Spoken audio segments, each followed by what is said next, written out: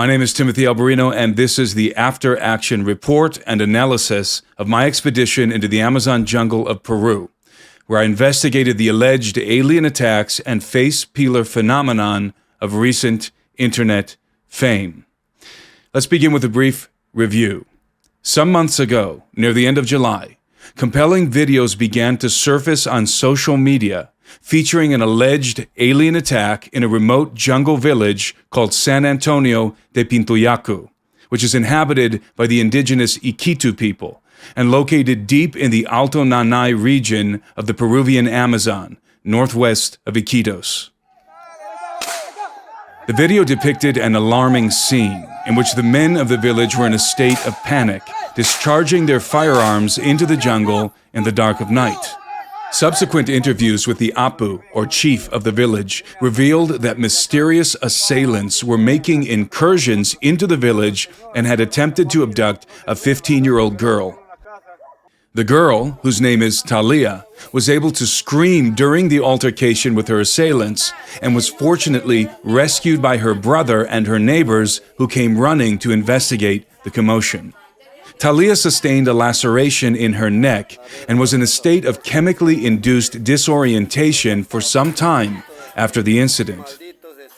According to the Apu, whose name is Jairo Reategi, the assailants were arrayed in peculiar body armor with elongated helmets reminiscent of the Green Goblin from the Spider-Man movie, and were able to float through the jungle and lift off into the air.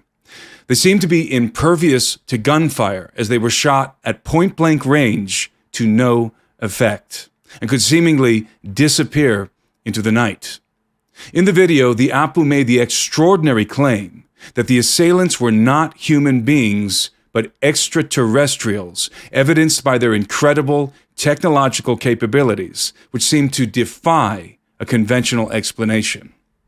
The assailants were also described as pelacaras, which translates into English to face peelers. The legend of the pelacaras is well known in the Peruvian Amazon. I myself had heard of it some 20 years ago when I lived among the native people in a region of the jungle not far from Alto Nanay. According to the legend, strange beings would, from time to time, appear in the remote villages to waylay and abduct individuals who happened to be found alone at night. The corpses of these unfortunate victims would later be discovered with their faces partially or completely removed, exposing the bleached skeletal bone beneath. While many Peruvians associate the pelacaras with gringos, there is no consensus among the indigenous communities in regard to their origin or identity.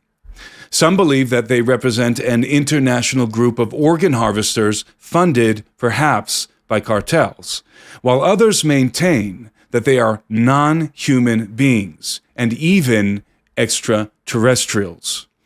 Although the descriptions of the pelacaras vary to some degree in the legends, there are consistent details, such as the fact that the assailants always attack at night and have the ability to silently float through the jungle and fly through the air. Apart from the video which had surfaced from San Antonio, another video appeared on social media featuring an alleged pelacara encounter in the city of Nauta, which is 2 hours west by road from Iquitos, the capital city of Loreto. The video, captured at night on a cheap smartphone and therefore dark, grainy, and low resolution, seems to depict an alien gray-type being, which is momentarily illuminated by a flashlight.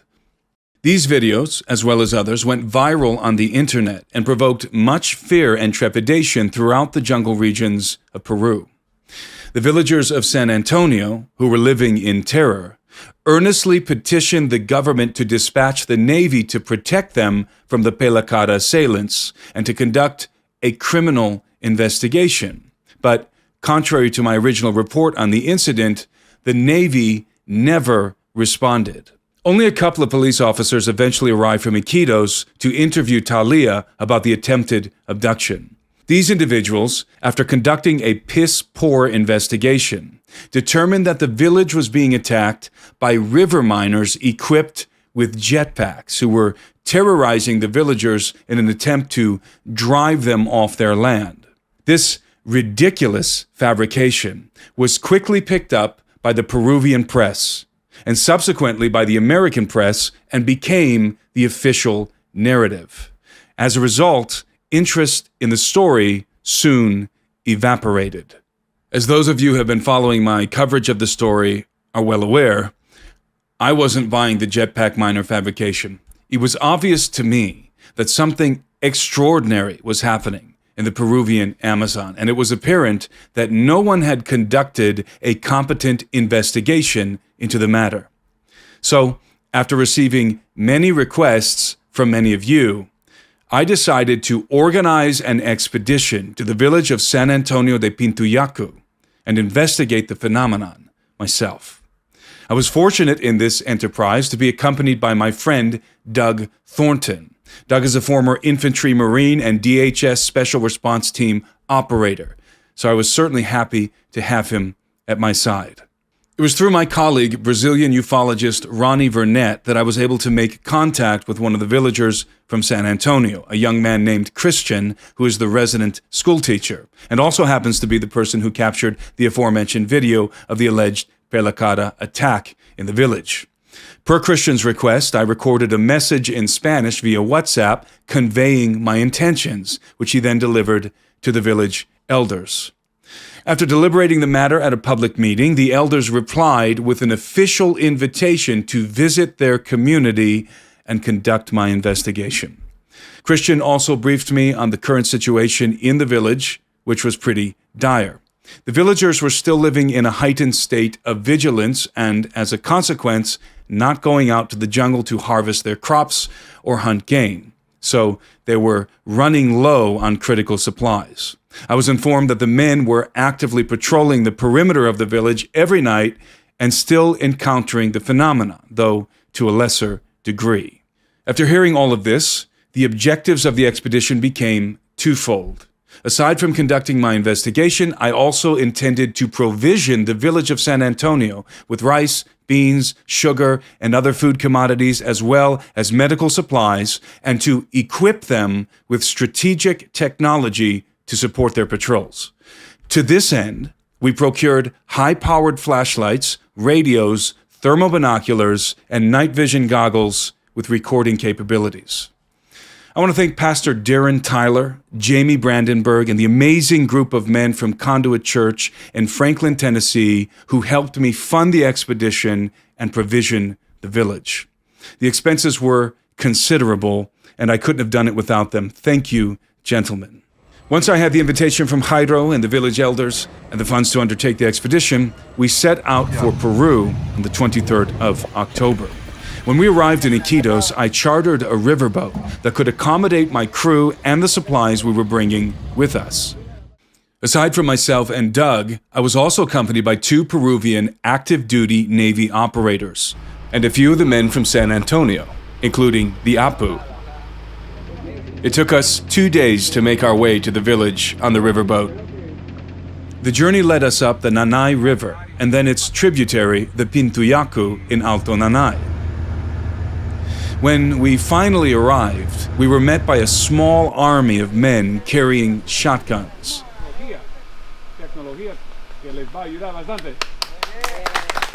I greeted the men from the boat and then disembarked with all of the provisions we had brought with us. I'm trying to keep my head away from the barrels of these guns.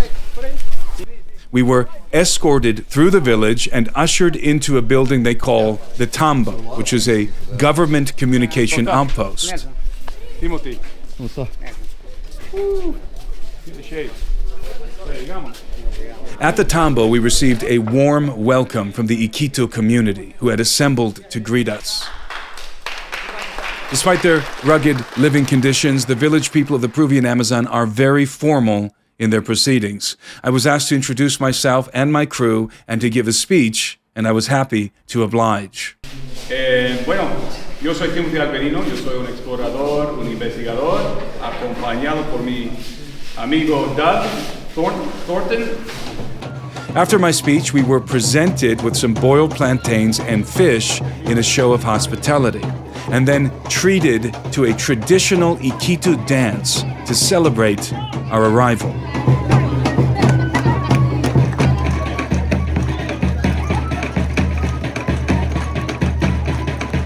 As custom dictates among these indigenous communities, we were given bowls of masato to drink in their presence.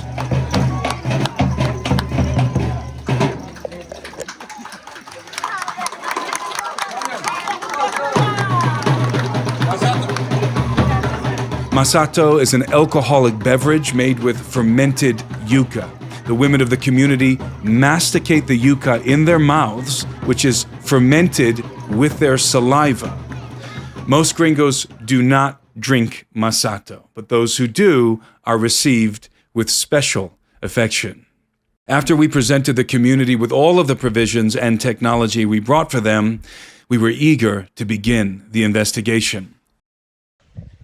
We spent the rest of that day visiting the locations where the mysterious assailants had been encountered and conducting interviews with eyewitnesses. The anxiety in the village was palpable.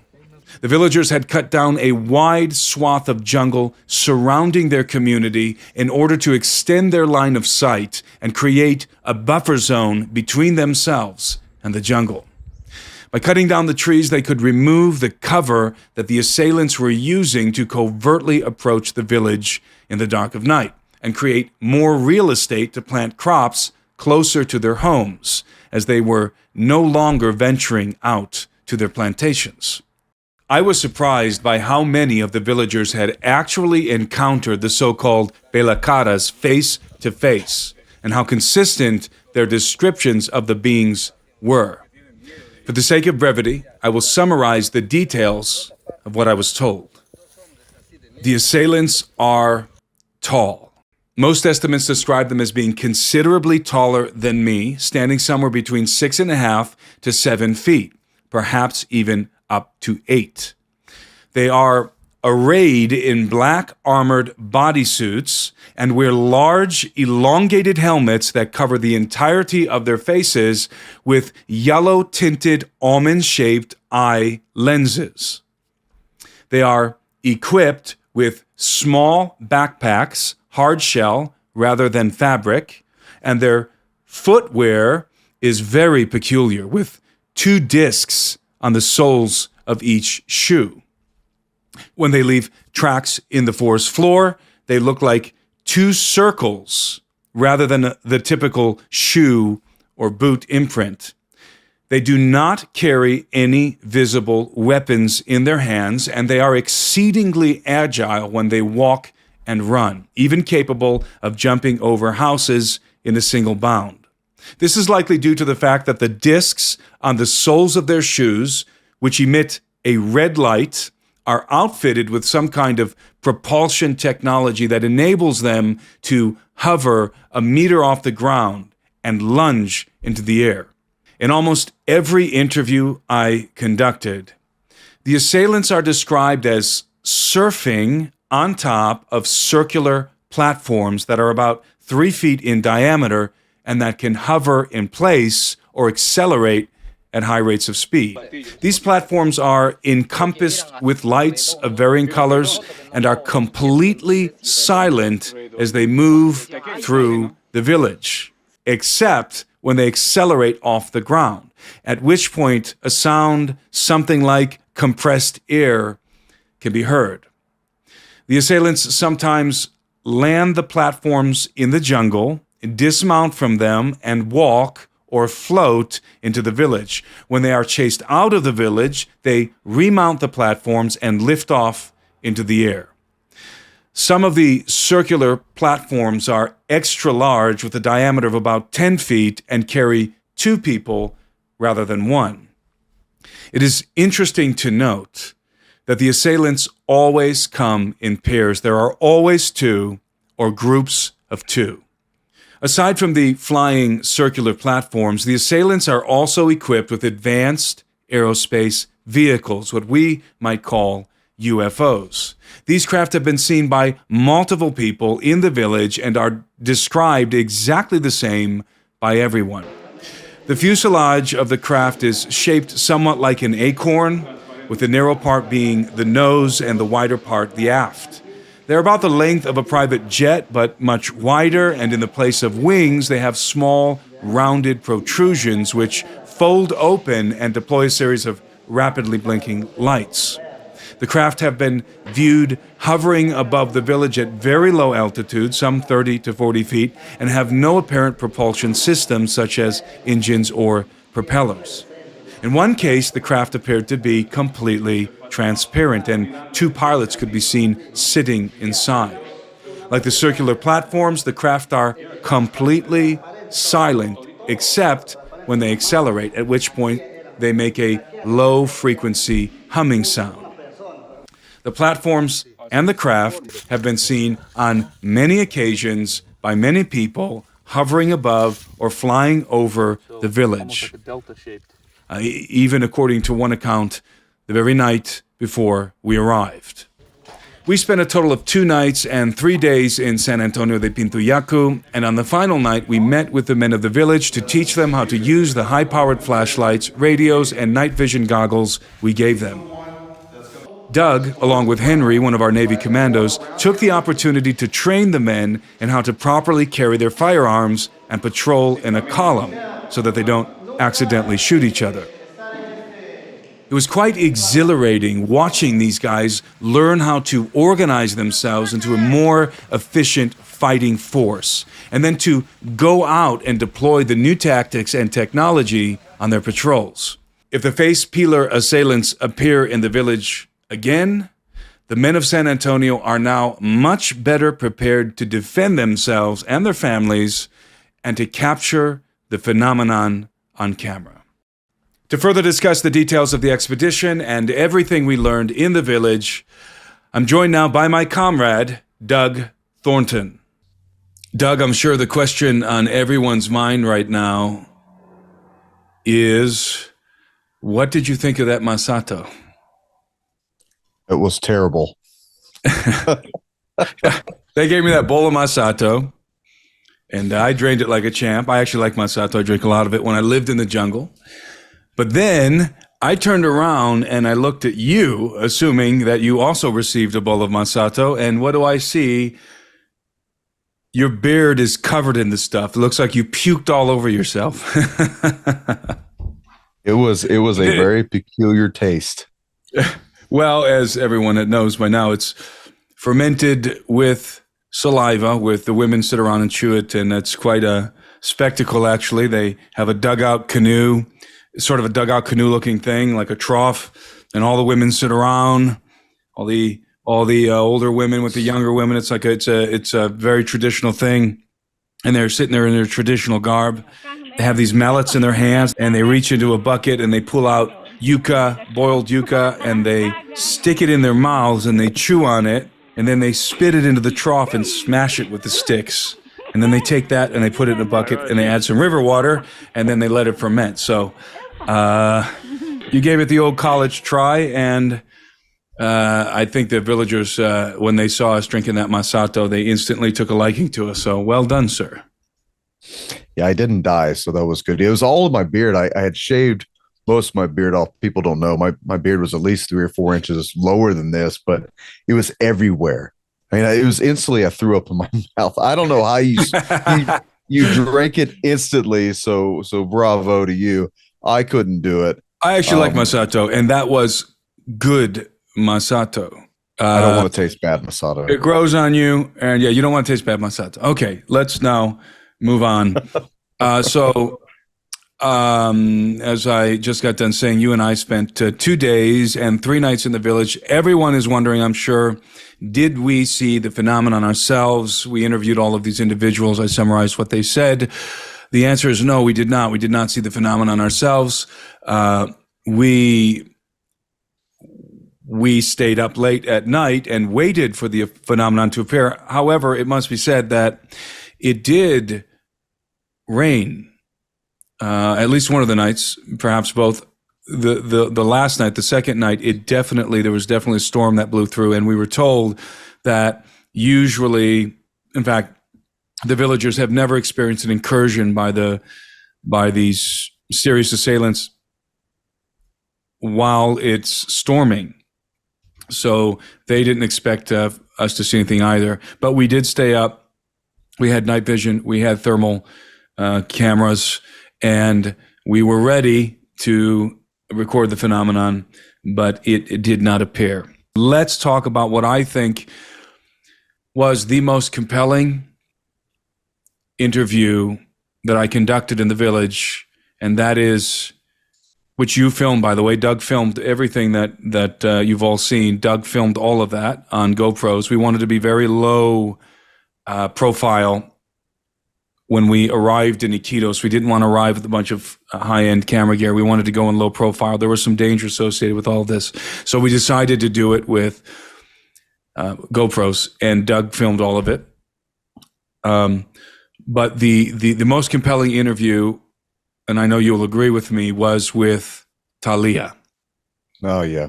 And Talia, the 15-year-old adolescent girl who underwent a very terrifying ordeal. Now, when you and I walked into the village one evening to go and interview Talia, we hadn't spoken with her yet. We walked into the village, into the plaza, and everyone's, of course, this is the way it is in all villages in the Peruvian Amazon. In the evening, the guys play soccer, the women play volleyball. That's what they do. And we walked into the plaza of the village. This is what we found them doing. And Talia was sitting kind of by herself up against a wall, a house. And as soon as she saw us, as soon as she laid eyes on us, and we are, after all, very imposing characters, I think, but as soon as she laid eyes on us, she began to tremble and cry and hide her face from us. And what were your thoughts when you saw Talia? You could tell that this was a young girl who'd had a traumatic experience. I've dealt with people with a post-traumatic experience. In fact, that's what a doctor down the river diagnosed her as having PTSD, and we have that documentation. Severe PTSD. You know, immediately she grabbed her hair, she covered her face. That's also where the two scars were on the side of her neck. And she kept a healthy distance. I mean, a healthy distance, 10, 15, 20 feet at all times away from us. And, you know, we weren't walking right up to the young lady. We were at like I said, a good healthy distance. I had my tripod with a GoPro on it. Tim was talking with Heido and the father eventually. And you could tell, I mean, man, it wasn't probably 2 minutes of us being there. And she knows we're there to interview her, or to at least try to attempt to. She immediately started convulsing. You could see it. The security, Henry, he pointed out first to me that her arms were quivering like this. And then I noticed her hands and her wrists were doing this. And then her legs and her knees, her whole body started to convulse. Very rarely do you ever see that, even in the realms of law enforcement, if there's not something very traumatic tied to that. So you could tell this young girl was very disturbed. She was extraordinarily nervous, not just nervous to be on camera, though. Nervous to be around me and Tim. That was the thing that we noticed. To the point, Tim, that I think we actually scared her unintentionally because of our presence. Yes, and as I said earlier, some Peruvians associate pelacaras with gringos, face peelers with gringos. I would say half of the people I discussed the phenomenon with believe that they're aliens, and the other half believe that they're gringos.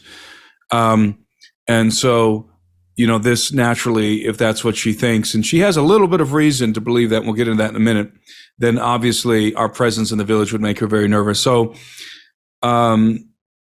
we were eventually able to interview Talia, this poor girl, at her house the next day. The Apu of the village, Jairo, suggested that we go to her house the following morning after breakfast. We did so, and her father persuaded her to talk with us. Now, if you recall, Doug, before I started to interview her, and before I started to interview her, she was extremely nervous, just like the previous day. But then after I asked her the first question, and it was simply, Talia, please tell us what happened to you.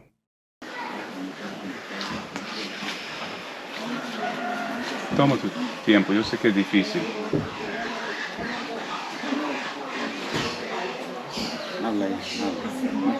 It's extremely traumatized, this girl. She just stood there and trembled, head to foot, trembled for probably a good 2 minutes, just stood there silent, trembling. She could not speak. Obviously, something very traumatic had happened to her right there in the backyard where we were standing. And the assailants were, my height, I'm 6'1", reminded her of the assailants because they were very tall. So what happened to Talia? What happened to this young lady is that one evening, she was picking fruit from her tree. And this was right after dusk, so it just got dark. She's picking fruit from the tree. She's knocking the fruit down with this long stick, and the fruit falls to the ground. Talia proceeds to bend over and pick up the fruit that fell to the ground, and there are under the tree, there are some dead leaves, and suddenly she feels this gust of wind behind her. And the leaves, she notices, rustle. As she goes to pick up the fruit, she feels this gust of wind, and the leaves are rustling a little bit on the ground. And so she looks behind her, and what does she see? She sees a person coming up the hill, because the backyard is kind of a little gully. It's forested. There's some jungle there between the other houses. So it's this little gully. We have it on film. And she sees this guy, this person, this thing coming up the hill, almost as if he's surfing on one of these circular platforms.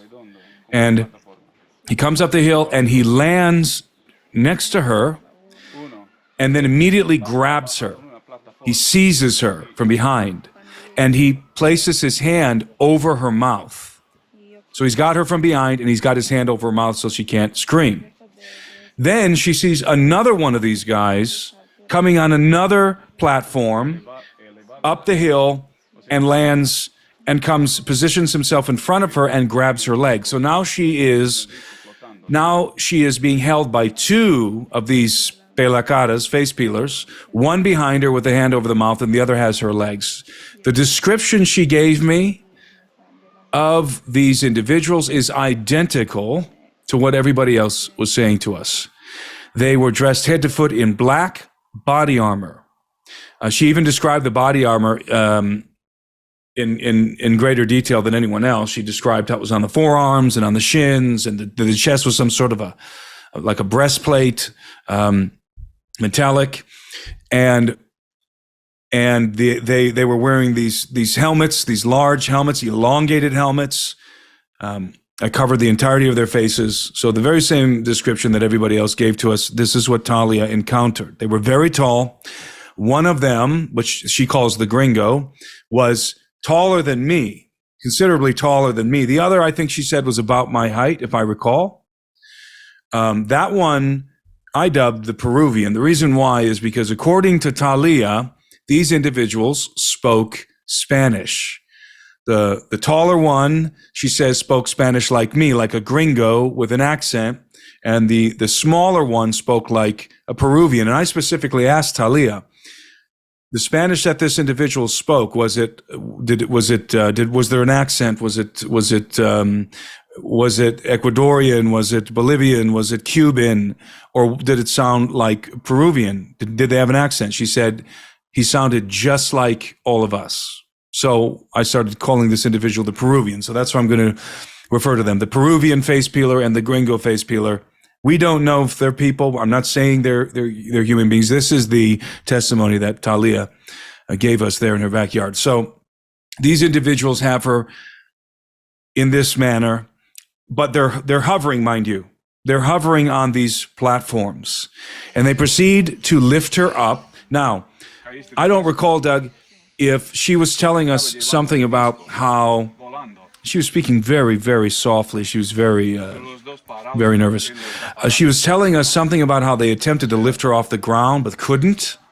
Somewhere in the course of this encounter, they were attempting to lift her off the ground, and for some reason, they were having a hard time. So they took her behind this hut that's there on the property. And then they proceeded to take out a powder.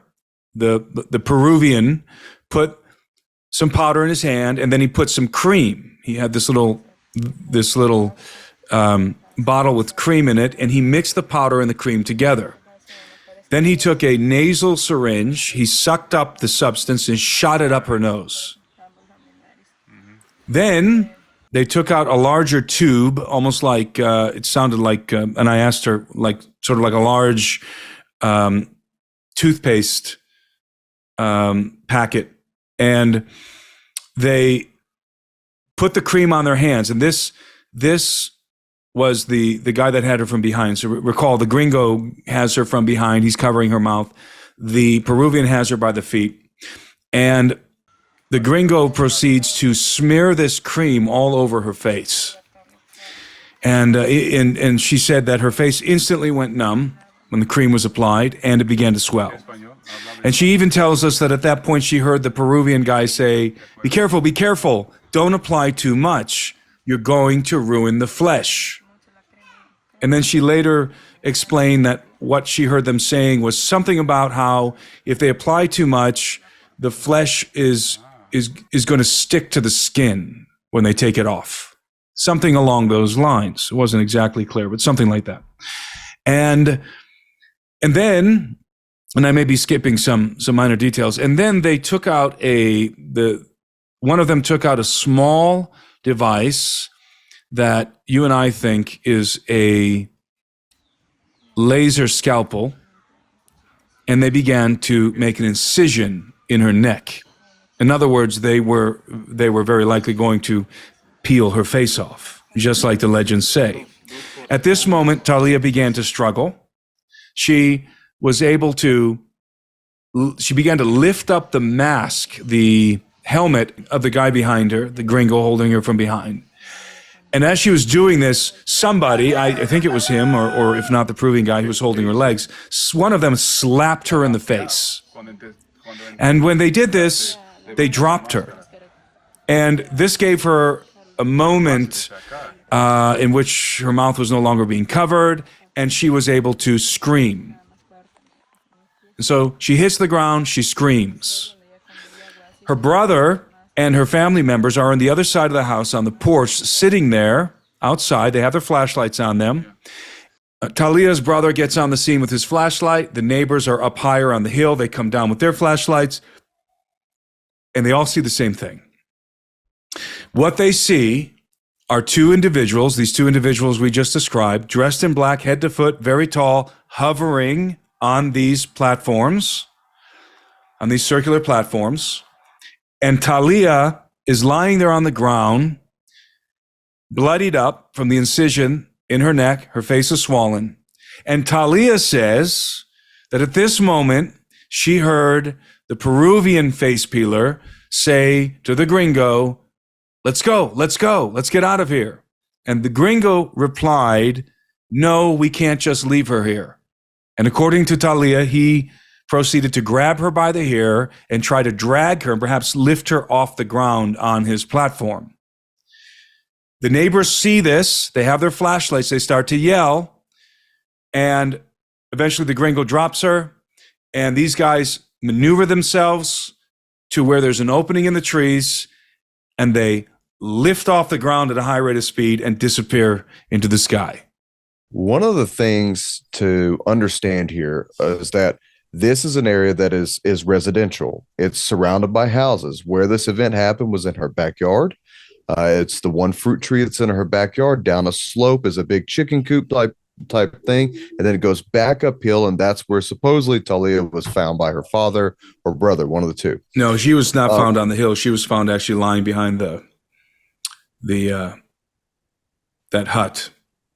Right in that little gully. Now, area. maybe she can't remember, Doug. Maybe that's the last thing she remembers. Maybe the gringo, let's call him the gringo face peeler, maybe he dragged her up the hill by her hair. Yeah.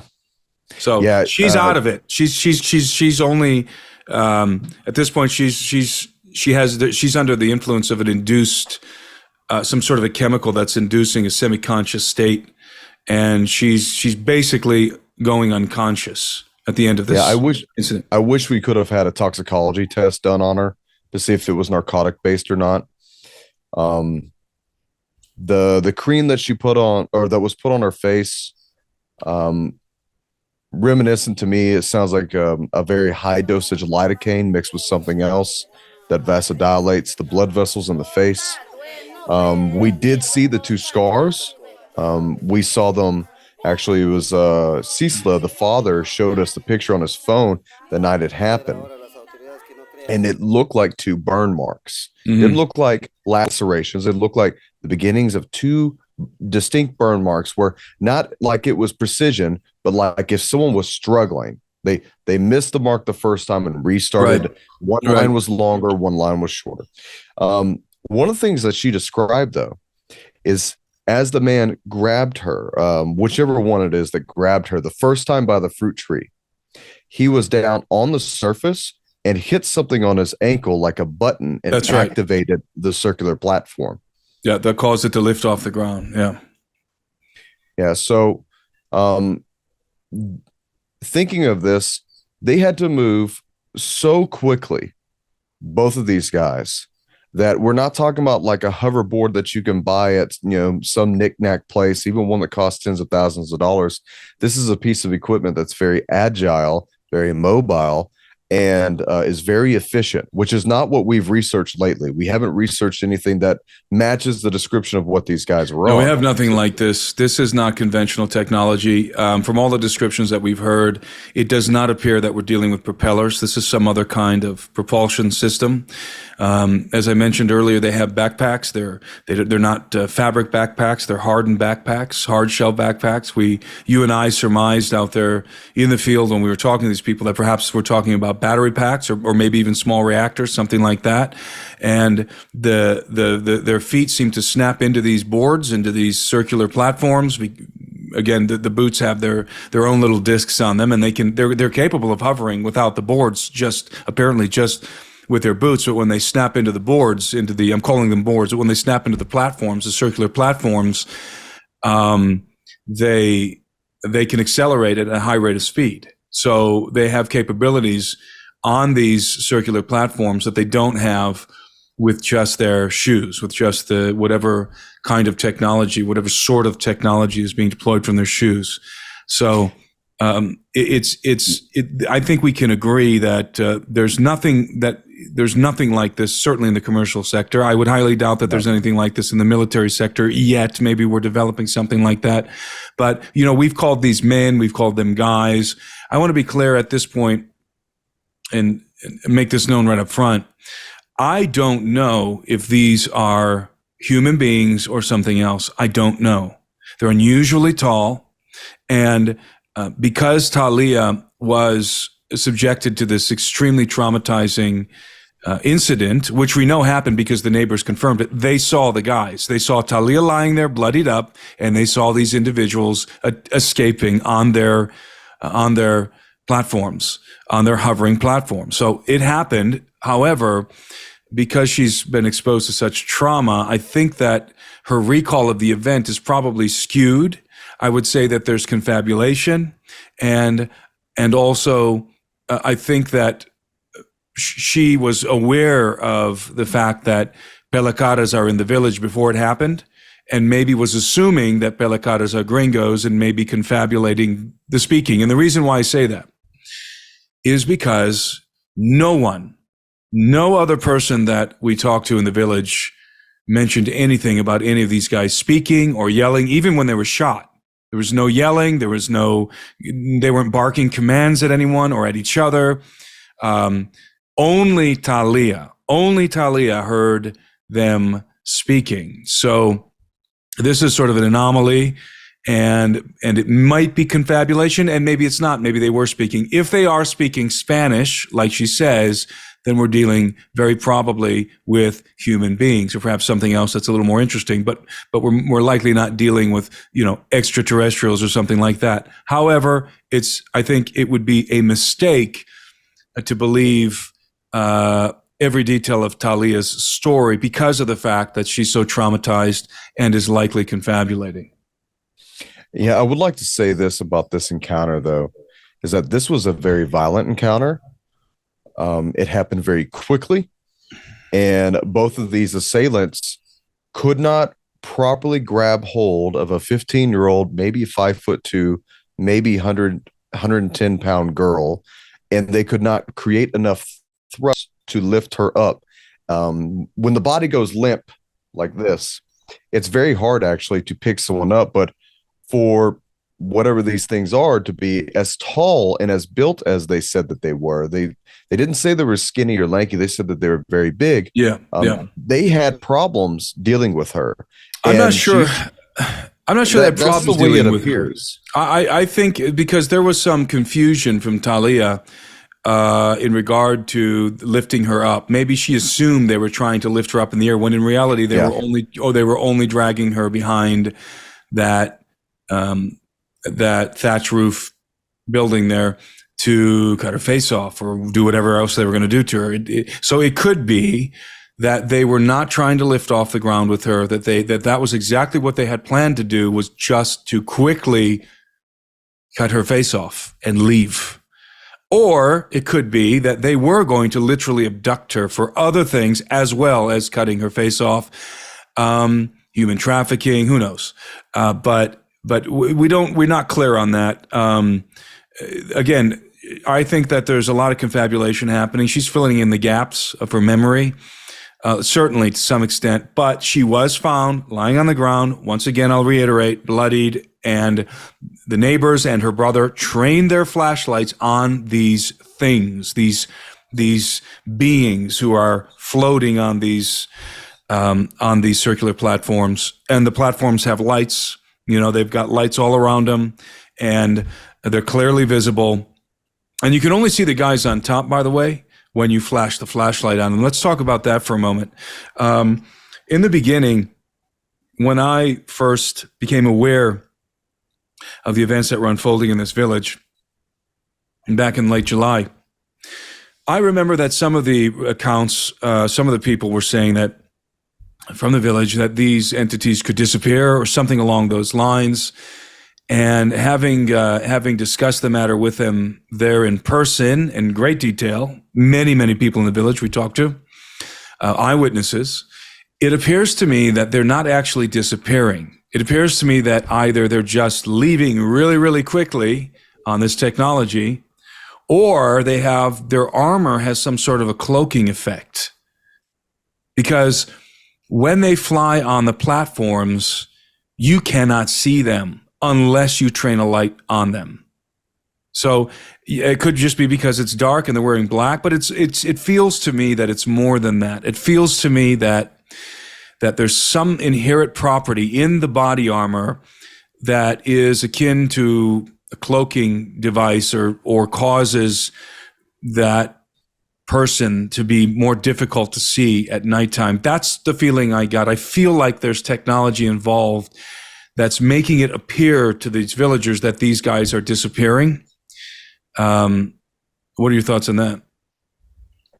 Well, the way that the color was described was very unique, that it was black. They said it to the point that it seemed like it was a darkened color that had no void to it. Talia is the only one who actually gave us a better description of what they're wearing than anyone else.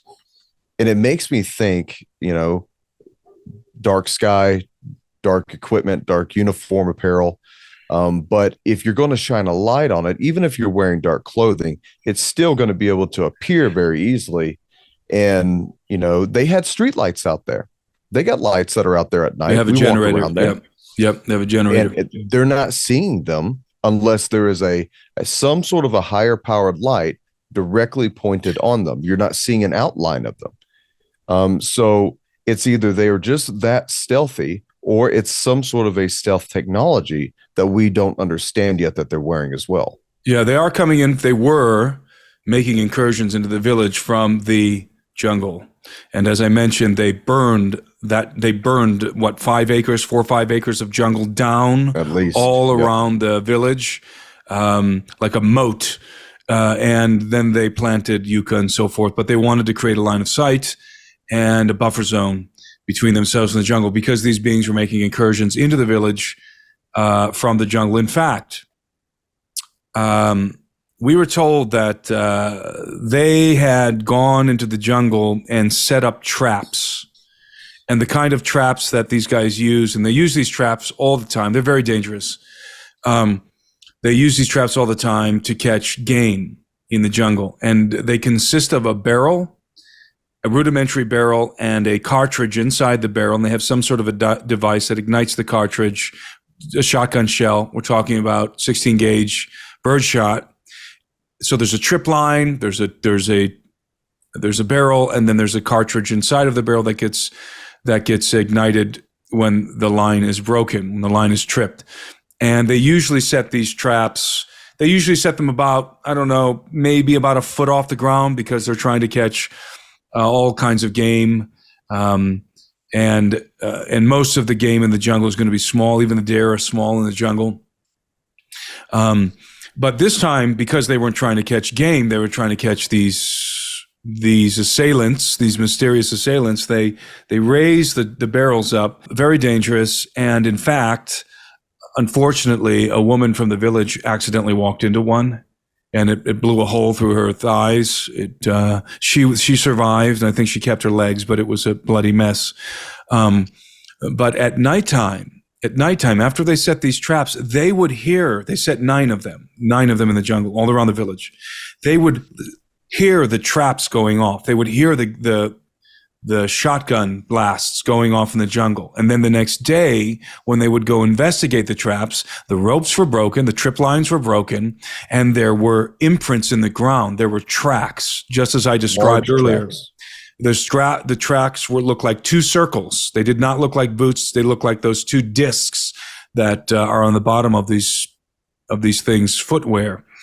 And so we're talking about a very physical, invasive phenomenon that are tripping these trip lines, getting hit with shotgun shell getting hit with birdshot from 16 gauge cartridge at point blank range that blew a hole in this lady's thighs, right? Still lethal. Yeah, it's still very lethal. And apparently does nothing to these guys. There's no shreds of clothing or armor. There is no blood. And these guys, by the way, these are hunters. These are very, very adept hunters in the jungle. They know how to track animals. They know if an animal gets shot in one of these traps or gets clipped, they know how to track that animal. These are not idiots. They're better hunters than any of us. So they're very keen observers in that regard. And nothing.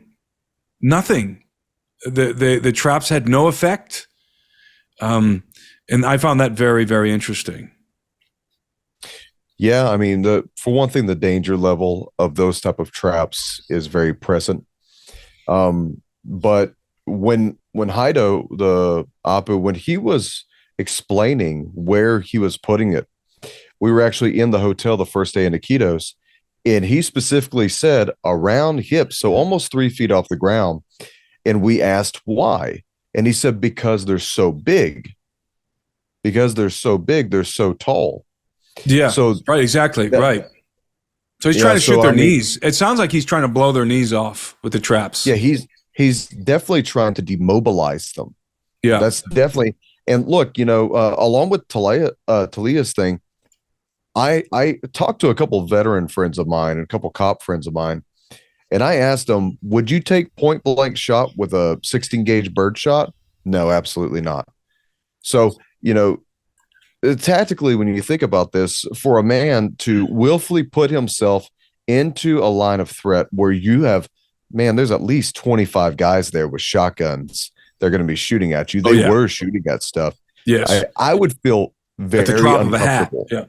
Yeah, I would feel super uncomfortable. I would have to be at least 100 yards away, and maybe I would feel a little comfortable. But these guys were up close. The assailants were up close.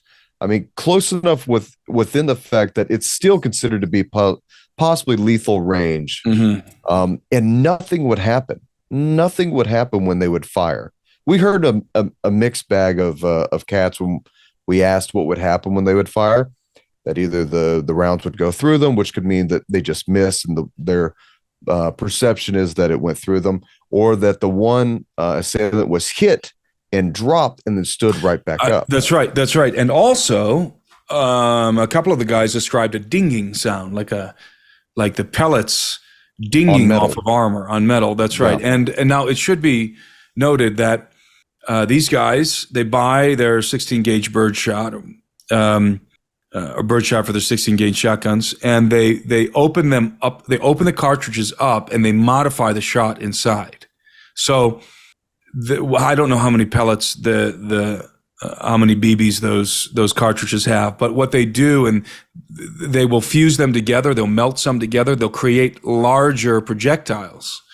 And Jairo was telling me that they were using these in the traps too, that they created larger slugs, right? Larger projectiles. So we're not just talking about the BBs of birdshot.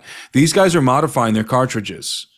These are very, very, even though they didn't seem to care very much about cleaning their guns, which is very common in the jungle, but they are very adept at modifying, and they're very clever, people. Yep. They're very clever people, and it apparently occurred to them that maybe the birdshot is too small, and so they were creating, as I said, they were creating larger projectiles to no effect, and it cannot be stressed enough that they're not just seeing these things; they're confronted with these things. They would run to them. They're having physical encounters with these face peelers, with these assailants, whatever you want to call them. They're having physical encounters with them. One individual told me that he swore to me that the face peeler that he encountered, and there was a couple of them, but he had his light trained right on this guy, and he was not very far away from him. He swore to me that the body armor of this individual was silver. Mm-hmm. It was silver, and that's why the original reporting, Jairo said that they're plateado, that they're wearing silver shiny body armor, because that was this individual's testimony. Everybody else said they were black, metallic, but black. So I don't know if they can change the color of the body armor. Maybe it goes into a stealth mode, right? Maybe there's a stealth mode. Maybe it's something much more advanced than we have. Obviously, whatever body armor these things have is more advanced than anything we have in the military. To be able to take routinely 16 gauge shotgun blasts, point blank range, and not injure any of them, no blood, right? Like you said, I think somebody said one fell down, right? Just because of the blast of the shotgun. But my God, if it's going to knock you down on your butt, I mean, you would expect the guy to be shouting and yelling, right? You would expect that individual, let's say it was a group of mercenaries, right, who are there to human traffickers, mercenaries with advanced technology. One of them gets shot point blank range, falls on his butt. You would imagine that you would hear him yell, right, and then call out to his buddies, I'm hit, or something like that, or whatever, right? Nothing. They don't talk, except for... You'd be expecting radio communication. That's right, radio communication, at least through their helmets. And the only account we have of any of them making any noise at all is Talia. At one point, I was surrounded. You were actually inside, I think, at this point, and I was outside getting Oh, we probably had I was 15 outside getting devoured by chiggers. You were inside or standing on an anthill, and I was surrounded by probably 20 guys, and they're all rapid fire telling me their encounters with these guys, with these assailants. And each one had a story. Each one saw him, and some of them saw him close up. One guy, told me that. One guy told me that while he was patrolling, there was lightning, and it wasn't raining, but there was lightning. It's rainy season now, so there's lightning a lot out there. Sometimes it rains, sometimes it's just lightning. And he saw a flash of lightning, and he was watching one of these platforms flying through the sky, one of these large discs flying through the sky at a slow rate of speed. And he's looking at it, and there was a lightning flash. And when the lightning flashed, he saw two guys standing on it, side by side. So this was a larger disc, and there were two guys standing side by side on it. And it just sort of hovered around, and then it went into the jungle. So it's not, they don't just, and they always, as I said before, they always come 2 by 2. They're always coming in pairs.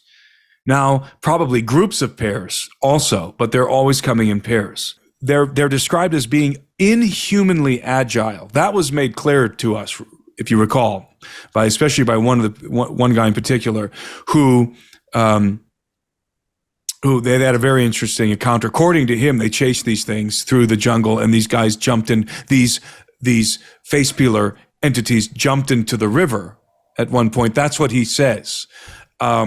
And he said they were inhumanly agile. They couldn't catch them. They could not catch these guys.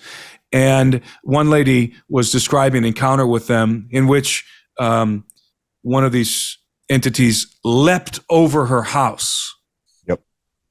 And so over the tops of trees. Over the tops of trees. That's right. And we're talking about going from running, not floating, running, or perhaps floating, but on the boots, not on the discs. And they're able to jump over the houses. But when they snap into the discs, assuming they magnetically snap into the discs, I don't know, I'm making an assumption here. When they snap into the platforms, these circular platforms, then they can take off at high rates of speed. They can zoom around above the village. They can go way up in the air. So it's like another level of ability when they snap into these platforms. But even without the platforms, we are talking about inhumanly agile creatures, things, people, super soldiers. Take your pick. Yeah, that was a common trait. They were tall, they were large framed. They were very agile. Going back to the description of the boots, they talked about them gliding with the boots on their feet, just gliding. They talked about them running with them, walking, finding very large footprints. And every single person said a footprint this big. Yes, very large, but that's a good point. Very large. The footprints were unusually large. They made that very clear to us. Now, obviously, Doug and I wanted to look at the footprints, but it had been a month or so before. According to some, that they were in the village the night before we came, but we don't know that we can believe that account. But the consensus among the guys on the patrol was they hadn't really encountered these guys for about a month or so. And when they would encounter them, they would routinely find the footprints. And they were all adamant. They were huge. They were big footprints. They did not look like human footprints. These things were very large. So, and this is why, by the way, this is one of the reasons why Jairo, the chief, the Apu, in the original video that came out from the village, which Christian film, by the way, that's why he said, these are not men. These are not men. These are extraterrestrials. And I asked Jairo about that. Why did you say they were extraterrestrials? And his answer to me was because of their unconventional capabilities. Basically, is what he told me. They have technology that seems far too advanced for human beings. They're large. They leave strange footprints. So, but then you have, of course, these other details where you feel like you're dealing with humans, such as in the case with Talia. So, everyone's going back and forth. Even Jairo, all the villagers, by the way, all the villagers are going back and forth. they're saying, oh, maybe they're men. We think they're men. We think they're organ harvesters. And then later on, as we're discussing certain details, it's like, yeah, maybe they're aliens. Maybe they're not people because this doesn't make any sense. So maybe they're aliens. It's like vacillating back and forth always. They're not minors. That's definitely what they are not minors with jetpacks. I should have said that right out of the gates. Okay, that's a good point, Doug. No one told us anything about jetpacks. Nope. They were not flying around with jetpacks. Full stop. No jetpacks. That was a complete and utter fabrication. No jetpacks. The platforms that they use, these apparatus, they were always very stealthy, very silent, and they barely made any type of, I don't even know if we considered it to be a humming noise whenever it would thrust and it would lift up. Yes, it was like I don't know, maybe I'm wrong, but I imagined it as compressed air. Like a compressed air sound, just momentarily. They would hear this little sound. It wasn't super loud. They would hear it. It was audible as these things accelerated, as they lifted off the ground. So maybe there's an initial thrust that's needed before they get going to get off of the ground. Aside from these hovering circular platforms, you also have what I'm describing as advanced aerospace vehicles that these guys travel in. This is really fascinating to me. The first time we heard this was a particular woman, an older woman, was describing the encounter she had with these beings, several encounters she had with these beings. By the way, we really got a sense of how terrified these people were. She said that during the height of this thing back in July and August, all of the families, because obviously these are very tight-knit communities, they have families, large families in the community, and she said all of the families that normally live separated from each other in different houses were all huddled together. So all of her family members, she said, they're sleeping on the ground, they're all huddled together. They were terrified. Every time they heard a sound, they'd run outside with their flashlights. She said they were living in abject terror. And she said that one night she observed about 30 or 40 feet above her house, she looked up and she saw this vehicle hovering there silently. It was just hovering silently above her house. And she drew, I asked her, what did it look like? She described it the best she could. She described that it wasn't like an airplane in that it didn't have wings. It had these little stubby protrusions on the side. And then she drew, and I don't know if we have this on camera, she drew the shape of it in the ground, in the almost dirt. Acorn-like. It was very much sort of like an acorn shape. And I believe someone else told us that as well. She definitely did. She drew it in the sand. And you and I were like, wow, that's really bizarre. Like, that's really weird. If she would have drew like a saucer, right, or a cigar-shaped thing. Or a delta. Or some sort of a delta shape. But this was extremely bizarre. Of course, I've seen something like this myself in Cleveland, Ohio, so that's why it was really intriguing to me. But she drew this for us. She recounted the incident. It made no sound. It hovered completely silently. There were no propellers. There were no engines. There was no propulsion system to speak of. It just hovered 30, 40 feet above her house. It was about the size of a large helicopter, like a Chinook or a troop carrier, or a small jet aircraft, like a private jet. But it was not thin like that. It was wider, like an acorn shape, something like that.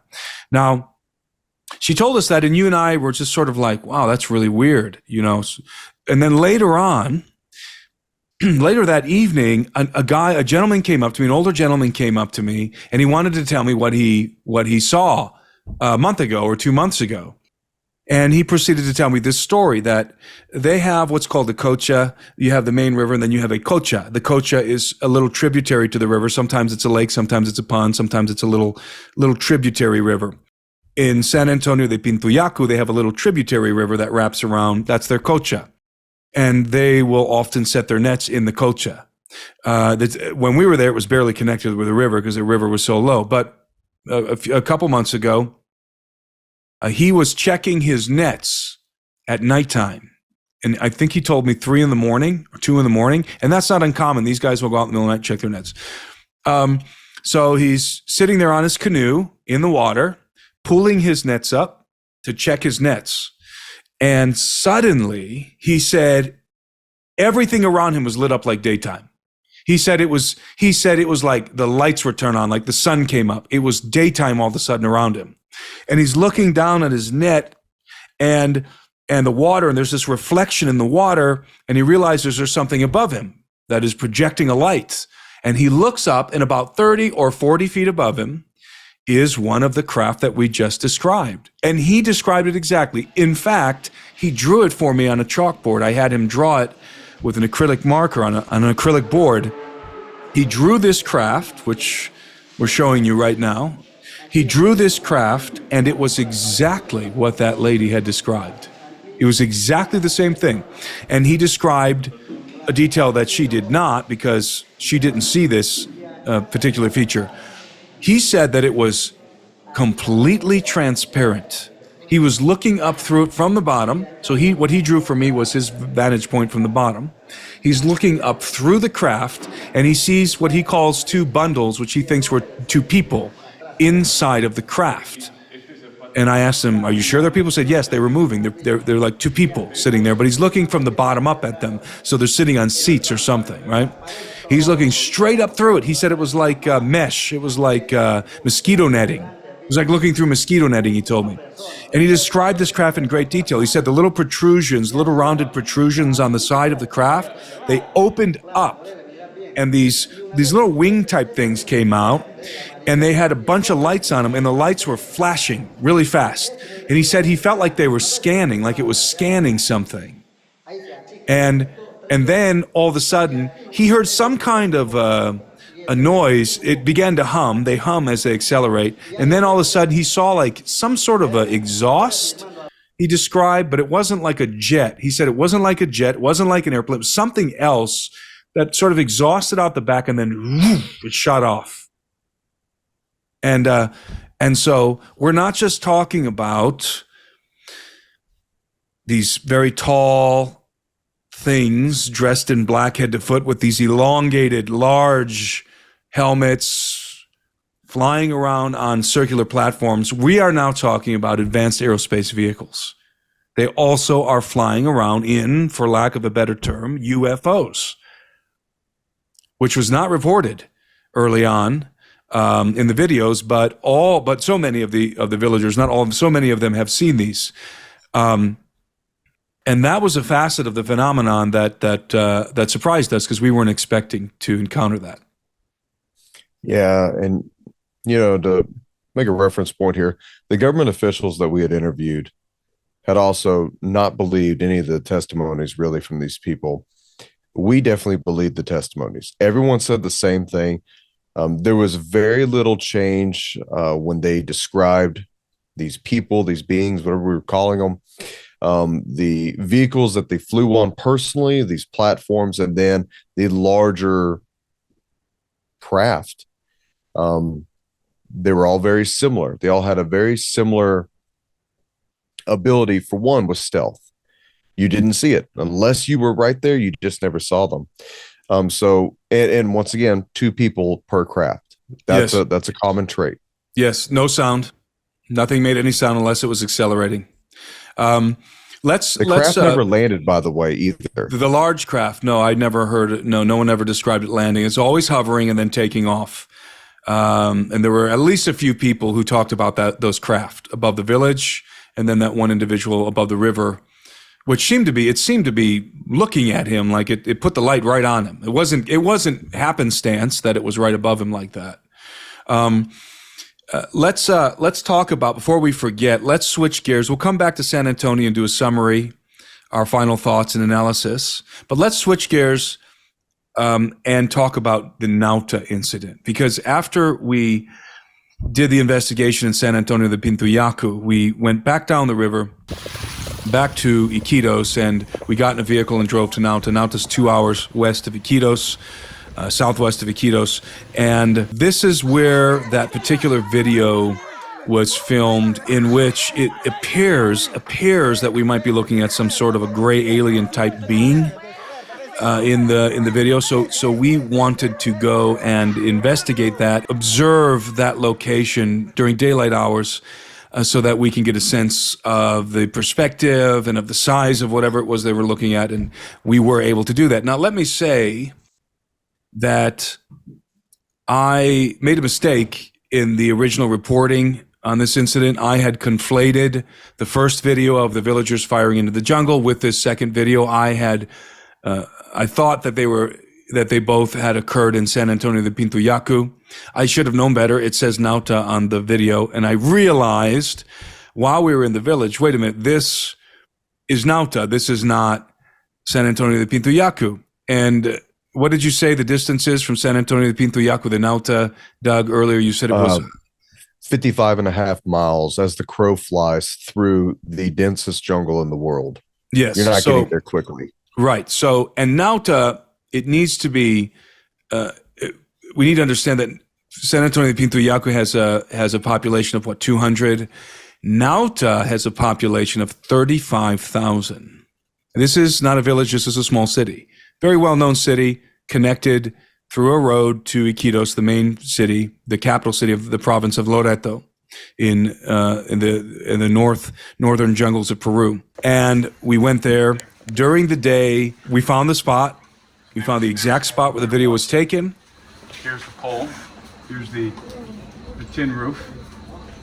They're standing along here, various people. One had a camera. He's probably standing on the other side of this pole, or right here. And the guy with the flashlight was also standing over here, or here. He might have been standing here, and the guy filming was there, flashing up there. But it happened somewhere in this area, right up in there. There was something there. We learned something very interesting here in Nauta.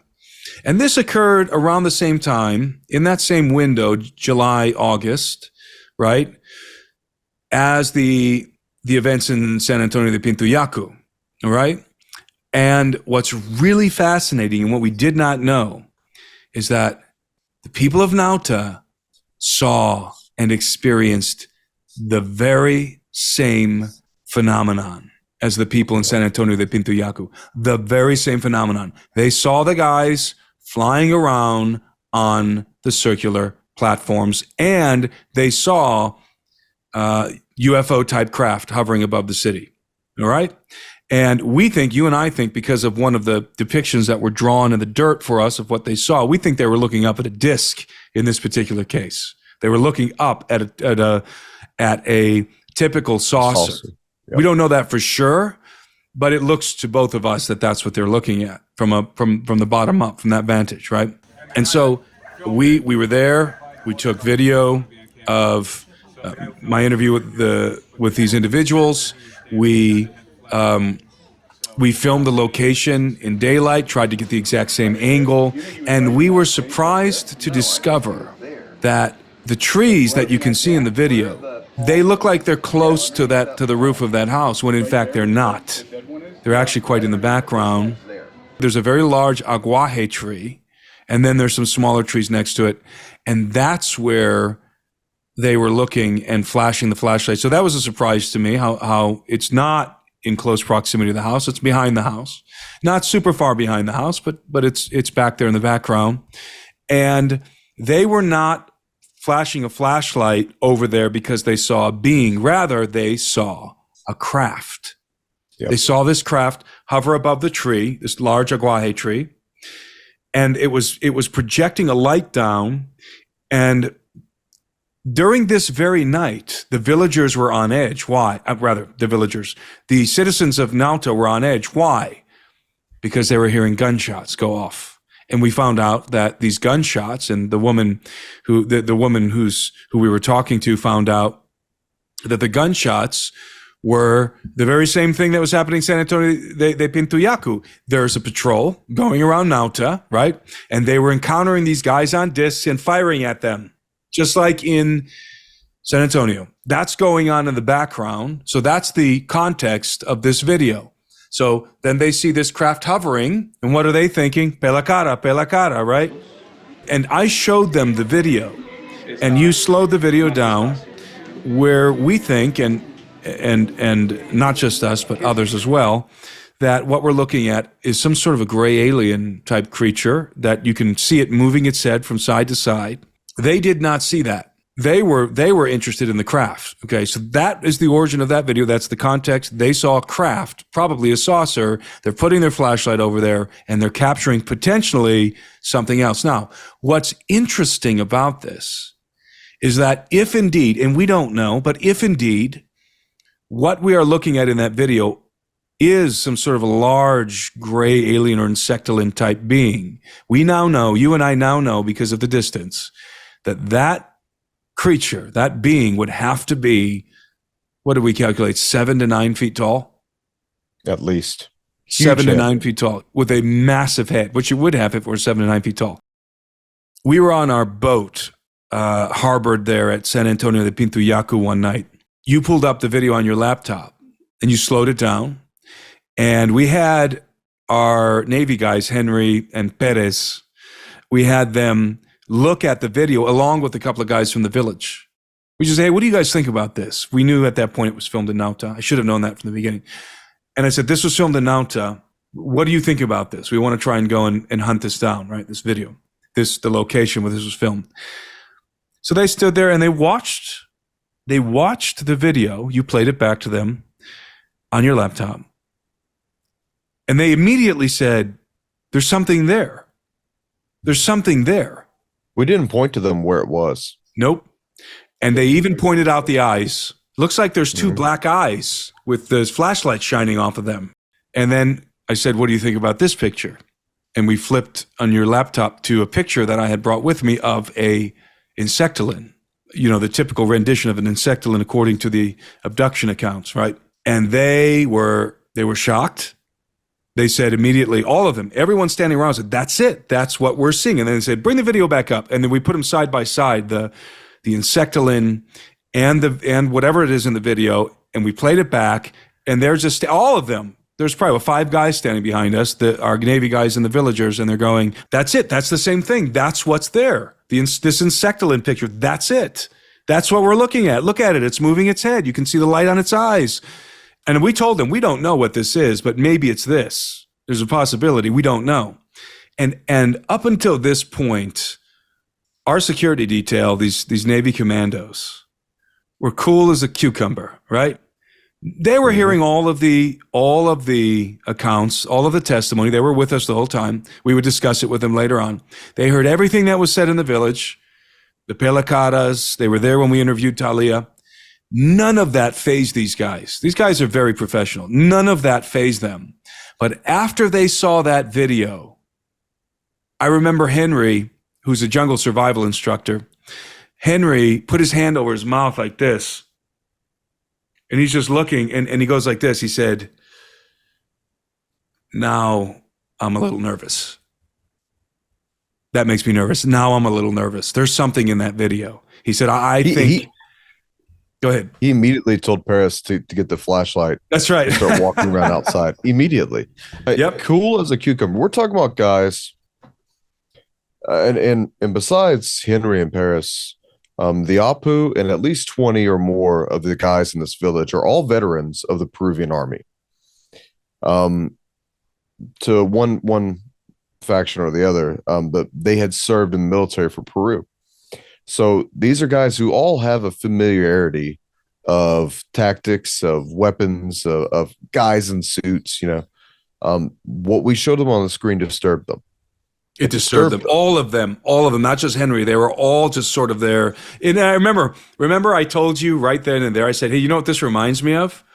This reminds me of that scene from Signs where I forget the guy's alien name. Walks out. Where the alien, where there's that party in Brazil and they're all yelling and all of a sudden you see that alien walk out and what's his name? Joaquin Phoenix. He goes like this and he covers his mouth up and he's just in shock. That's kind of what the look on all of their faces was when we showed them that depiction of the insectoid, that rendition of the insectoid next to what was potentially being depicted in this video, being captured in this video. That's what their reaction was. Now, that isn't to say that we're not saying that it's 100% like a large gray alien or something. I don't know what the heck is there. Maybe nothing, but it sure looks like something to me. And the fact that they saw a disc above that tree, most likely a disc hovering above that tree, and then this thing appears in the footage, is very compelling. There was a report within Nauta of the boy. Was that confirmed to be in Nauta? It wasn't in Nauta. It was in another village that was almost parallel with San Antonio de Pintuyaco, a little bit closer to Nauta. And there was a boy who recently was nearly abducted, just like Talia, by one of these guys on platforms, or a couple of these guys on these hovering platforms, and he sustained really bad lacerations in his neck. In fact, he was bleeding out. It was very gruesome. He was on the news in Peru. They took him to the hospital. He told the same story as Talia, pretty much. And I don't remember the conditions that led to his rescue, but he almost died. He was in the hospital for a long time, and he eventually, thank God, the boy recovered and was able to heal from the wounds. But very, very similar to the incident with Talia. Very similar. So I want to talk about two things before we forget. Let's talk about how you and the Navy guys were able to train. You did some training with some military training with men of Pintuyacu, of San Antonio de Pintuyacu. Weapons safety handling was atrocious. Actually, one of the first things that happened when we got there, because I had met with the security guys, and I said, look, we've already heard that they've shot themselves. We've heard that one girl got shot. I want all ammunition out of the barrels of all guns. And Henry ensured that it was. That's the first thing he did. That's the first thing he did when he disembarked. When all those guys were standing on the shore, he disarmed all. He took all, made them all take the cartridges out of their shotguns because they were loaded. Yeah, we had at least 20 men meet us with guns on the shore, which you said is very unusual, doesn't normally happen, and then accompanied us all the way through the village. And every day we were there, I mean, it didn't matter what time of day, the men had their guns on them. I can't tell you how many times I had a shotgun barrel pointed directly at my face. Yep. I mean, it was so reminiscent to Iraq and training Iraqis. We taught them a better way. And so, hey, muzzles pointed to the deck, fingers straightened off the trigger, weapons on safe if they had a safety. The governor's gun that I was using as a demonstration was held together with copper wire. I've never seen a shotgun held together with copper wire. I saw at least half the guns there held together with like coat hanger wire. And when I actually got the governor's gun and I looked down the barrel, and there was a big chunk of mud inside the barrel. I'm like, you know what? Whatever, man, it'll fire. It's been firing. So they have the most basic rudimentary of weapons. These are 16 gauge shotguns. If you can see, this is very badly rusted. The break action is fabricated. I'm not even sure how well these will fire.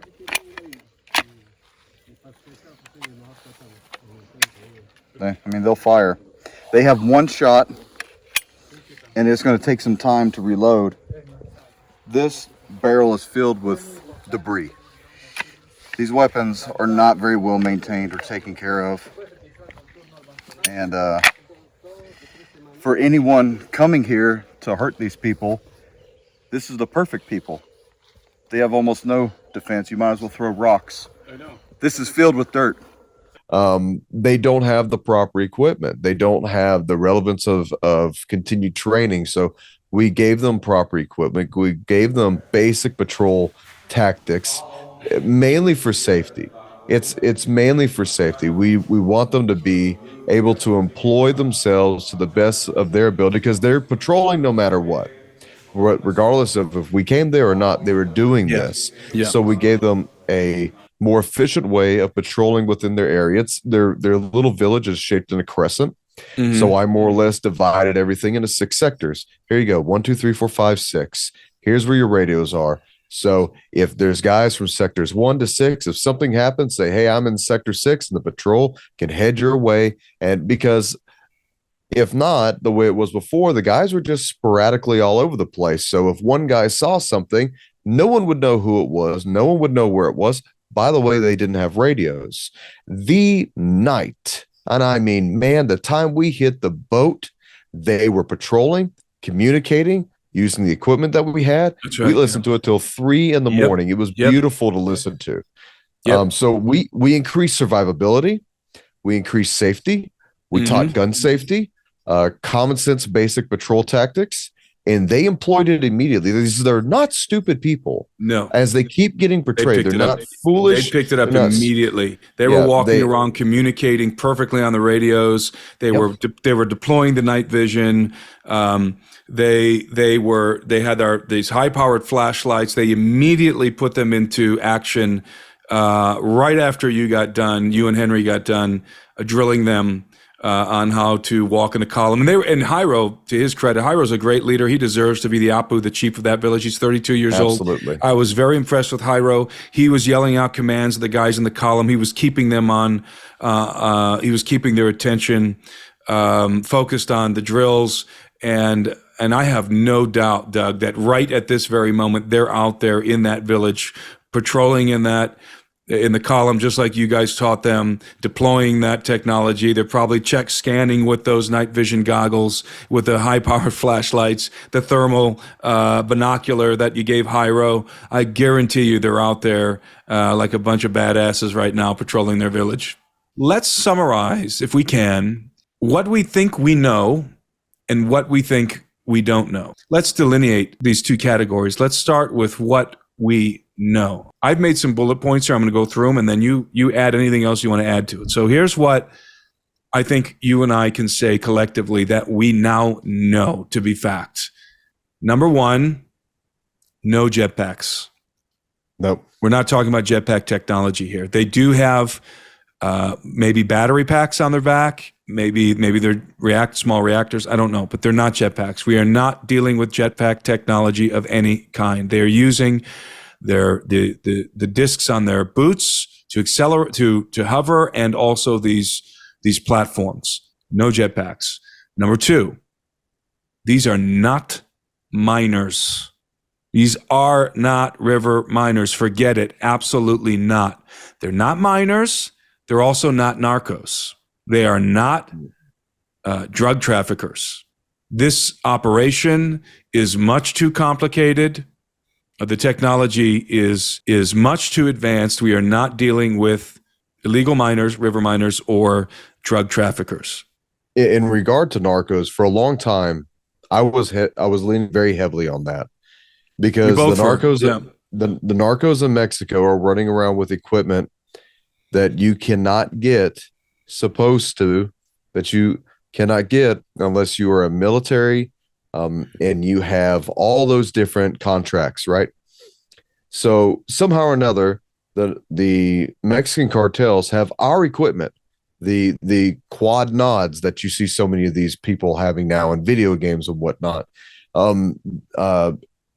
drone jamming capabilities, radio jamming capabilities. They have what our military has. We saw it when we were working on the border. They would step on our frequency, which is supposed to not be able to happen. But that's not what we experienced. That is what I thought we would see. Let's also remember, because you and I thought we were in trouble. We might be in danger because we might be dealing with drug traffickers here, with narcos, and they might be watching us right now, and they might not be taking too kindly to the fact that we're equipping these villagers with night vision goggles and high power flashlights and radios and so forth. So we actually had a moment, I would say probably just for a couple hours, where we were taking some interviews. We went back to the boat. We met with our securities guys, and we said, "Hey, what if we're dealing with narcos here? And what does that mean in terms of security? How should we approach this situation?" But when we went back in the village and began to hear more testimonies, it became abundantly evident that no, we're not dealing with narcos. And what really crossed out the narco possibility for me was these advanced aerospace vehicles. The narcos don't have those. We're talking about probably alien tech, at least alien reverse engineered technology here. The narcos don't have these things. They have the best of maybe what our military has and has deployed in, to some extent, in Afghanistan and Iraq, but they don't have silent hovering craft that can, they don't have that. So narcos, no. Okay, so we also know whoever these people are, they are definitely not trying to drive the villagers off their land. That is not the objective. How do we know that? Because Nauta has a population of 35,000, okay? There is no way that anybody, not even narcos, are going to drive away the population of Nauta, an old established jungle city. No way, not happening. That is clearly not the objective. And keep in mind that the very same phenomenon occurred in Nauta. So that is clearly not the objective here. I want to add another thing that you actually made very clear to me. Earlier, I had mentioned that the Pintayaku was actually the perfect place to do this because they're so unarmed. They don't have a well-established means of self-defense. It wouldn't take much to overwhelm that village. It really wouldn't with the right guys. But you go 55 miles southwest as the crow flies, and you go to Nauta. You have AK-47s and hunting rifles. Now you got the military. I'm not taking a shot from either one of those. Yeah. I'm not going in there trying to abduct people without any means of self-defense. That's suicide. This is a level of militarily, tactically, it's hard to explain. Why would you go in there unarmed? Nauta has military presence, the Army, the Navy, and it has, as you said, there's the firearms in Nauta are military grade. They're not shotguns held together with wire, with the police hanger wire. I mean, we're talking about, as you said, automatic weapons. So again, this idea that miners or narcos are attempting to scare the villagers, pretend they're face peelers, and drive them off their land. Nope. We can cross that off the list. Confidently cross that off the list. We know that that's not the case. We also know, by the way, that whoever these entities are, they do peel faces, apparently. For whatever reason, for whatever motive, they are engaging in peeling faces. So they can be rightly described as face peelers, pelacaras. We also know that their victims are male and female, and young and, I'm not going to say old, but adolescents and young adults. Certainly, because of that individual. By the way, the people in the village, I haven't checked this out independently yet, but you and I displayed in one of our videos, we showed a video of a young man who had his face peeled off. And that video that cell phone video that was taken got the video that I uploaded featuring that cell phone video. It was age restricted by YouTube, and it was taken out of the algorithm. It was heading for 1 million views, and then YouTube age restricted it. So we're not going to show it again, but you'll all recall that video, I think, of the man without his face. The villagers told me that occurred in the region of the jungle, in that same region of the jungle, not the same village, but in the same region of the jungle. Now, whether or not that's true, that's what they told me. But it may or may not be true, but nevertheless, the victims are male and female and are adolescents and apparently at least young adults. That individual looked like he was in his early 20s. We also know, remember, we're talking about what we know here. We also know, as we've said, that whoever these people are, these things are, they are in possession of exceedingly advanced technology. I would go so far as to say, although this is a conjecture, I would go so far as to say alien or reverse alien technology. This is UFO type stuff. Okay, so we know that this is not conventional hardware. All right. We also know that the Navy did not investigate.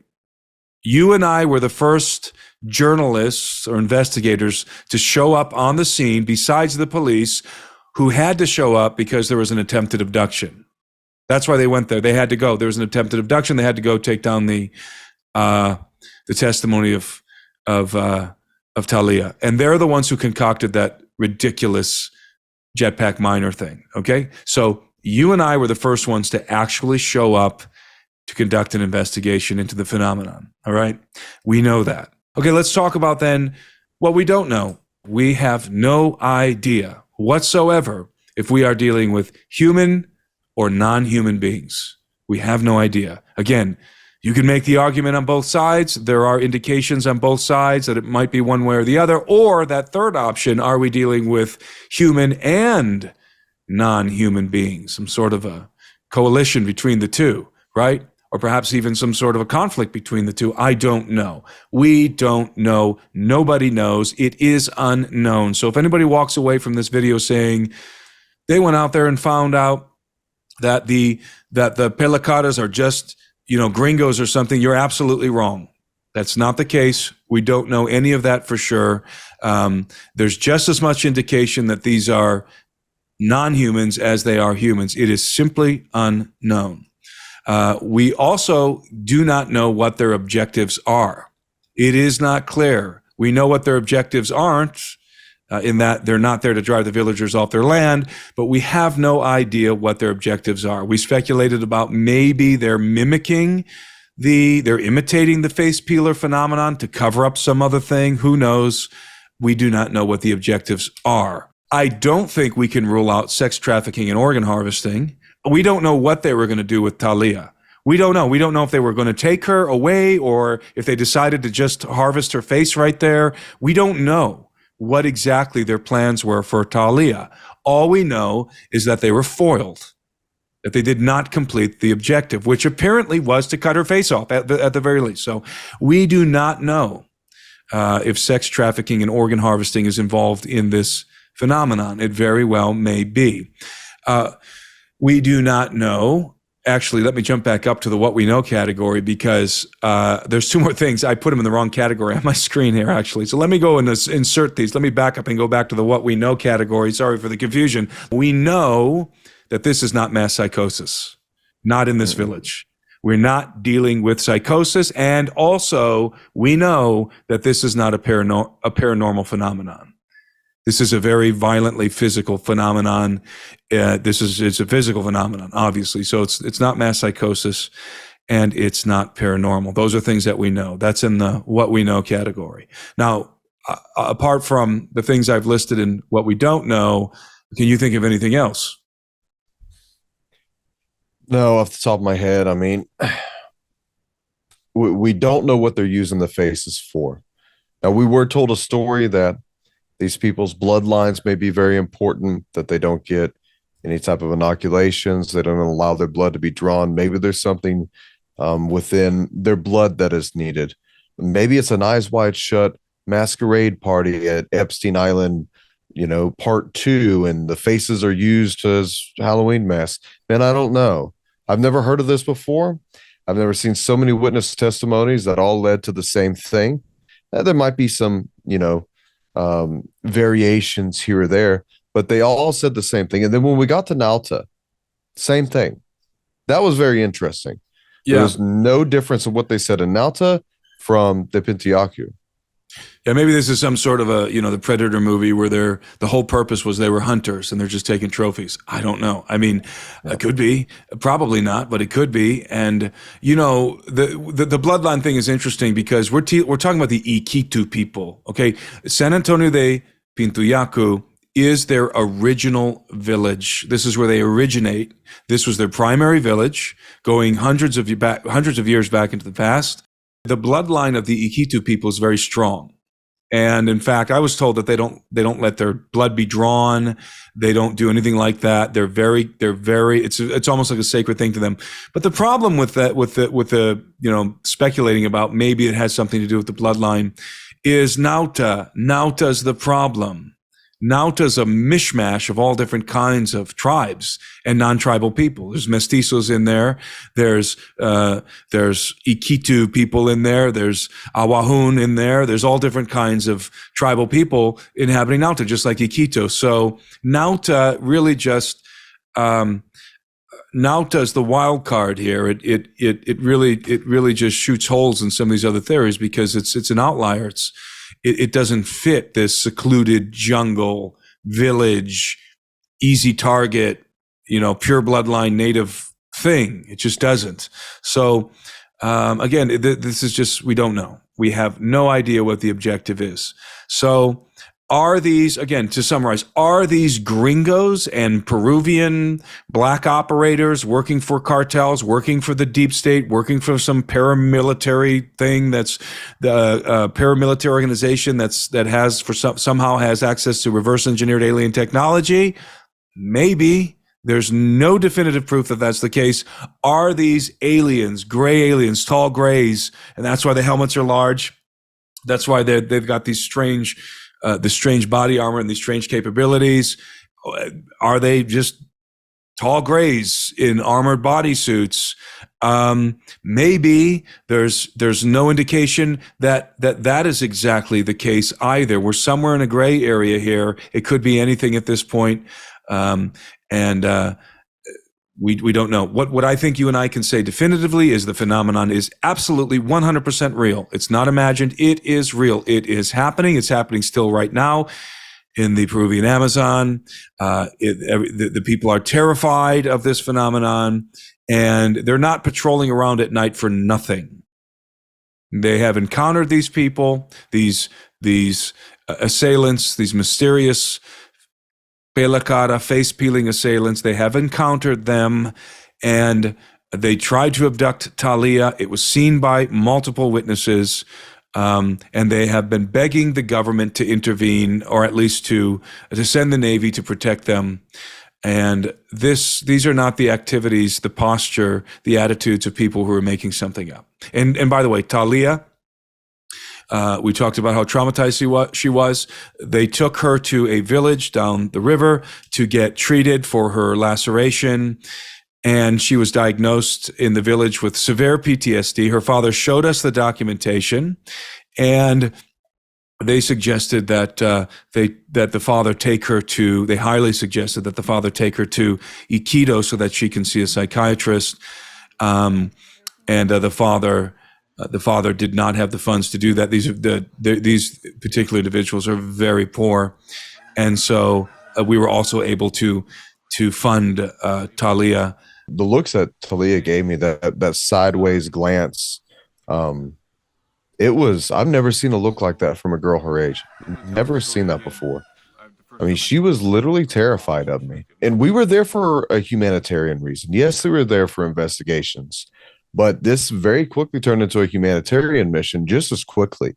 Those people needed a lot of help. They needed their story told. Tim did a fantastic job. We worked like madmen while we were there. There was very little downtime for us except for maybe here or there. We monitored, we observed at night. We stayed up until probably 2 or 3 every night. We did do some fishing also. We got a little fishing. we got destroyed by bugs.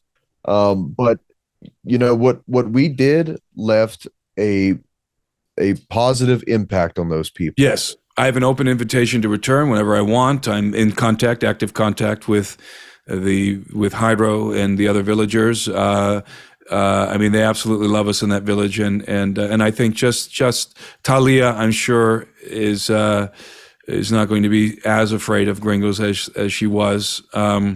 She did warm up to us a little bit by the end of that encounter. She came onto the boat with her father, and we talked with her a little bit. She definitely was warming up to us and understanding that we were there to help her. So all in all, it was a very successful mission, and we did not get to film the phenomenon, but we did equip that village, and those guys are ready to kick some ass over there at this point. I witnessed firsthand Doug out there training these villagers. I was very impressed. Doug is an amazing instructor, and is doing. My brain is fading. I'm getting tired. But you do training courses with people, right?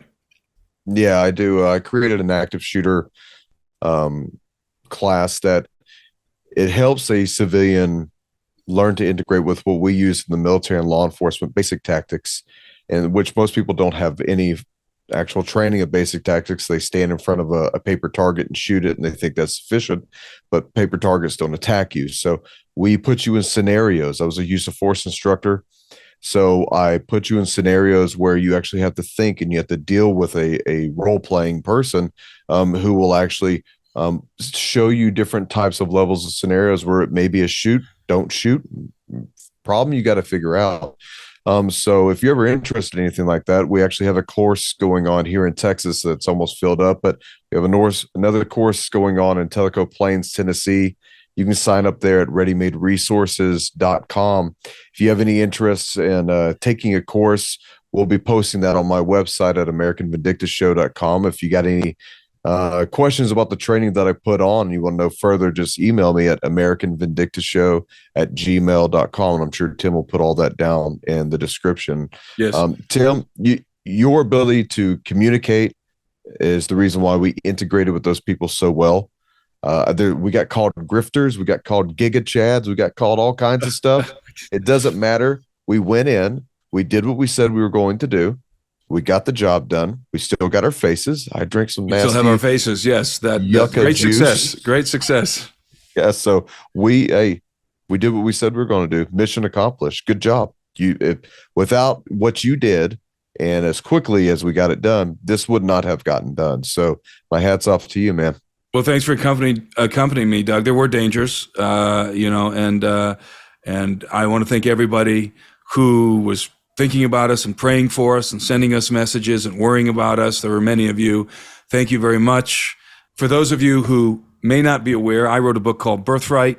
It's 5-star reviewed on Amazon. You can get it on Amazon.com. You can get it on Walmart.com, BarnesandNoble.com, and other online book vendors. So if you haven't read Birthright, go pick up a copy. And that's going to be it for us on this video report. Thanks for tuning in, guys, and I hope you enjoyed it.